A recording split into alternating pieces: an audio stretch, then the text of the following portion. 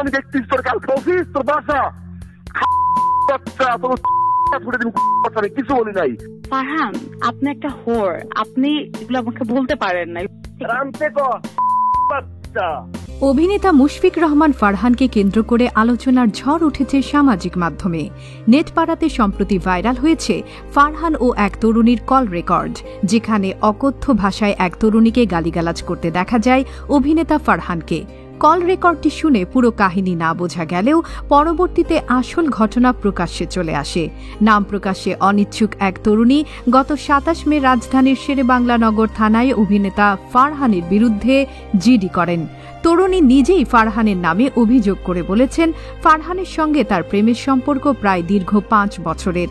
দীর্ঘদিনের এই প্রেমে ফারহান তাকে শারীরিক ও মানসিকভাবে নির্যাতন করতেন। পরিস্থিতি সামলাতে তরুণী বহুবার এই সম্পর্ক বিচ্ছেদের কথা বললেও ফারহান তাকে হুমকি দিয়ে থামিয়ে রাখবার চেষ্টা করতেন। কিন্তু দিনে দিনে সম্পর্কের অবনতি ঘটলে এক পর্যায়ে সম্পর্ক ভেঙে দেওয়ায় গত ২৭ মে ওই তরুণী সহ তার পুরো পরিবারকে ধ্বংস করার হুমকি দেন ফারহান।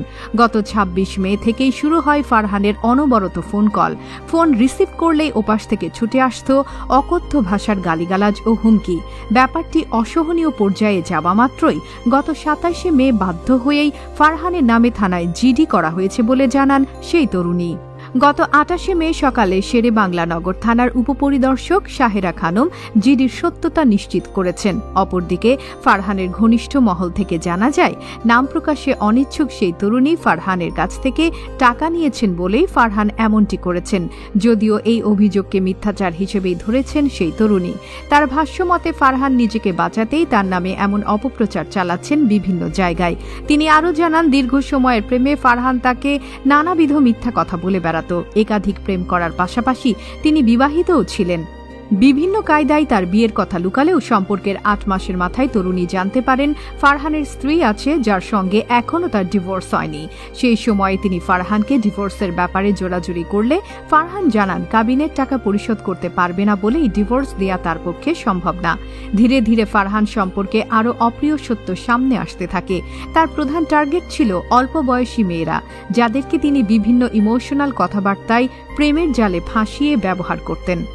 অফিসের মেয়েদের বিভিন্ন সময় উত্ত্যক্ত করার অভিযোগও রয়েছে তার নামে।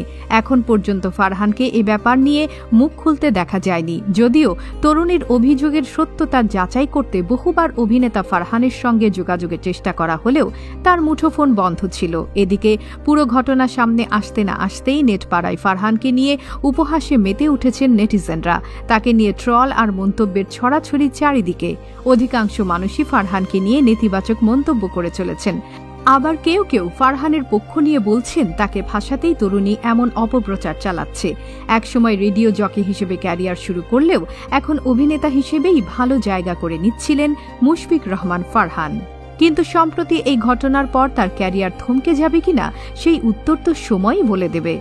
প্রিয় দর্শক, ভিডিওটি সম্পর্কে কোনো মতামত থাকলে অবশ্যই কমেন্ট করে জানান। ভিডিওটি যদি ভালো লেগে থাকে তাহলে শেয়ার করতে ভুলবেন না যেন, এবং নিত্য নতুন ভিডিও পেতে আমাদের পেজটি ফলো করে রাখুন। ধন্যবাদ।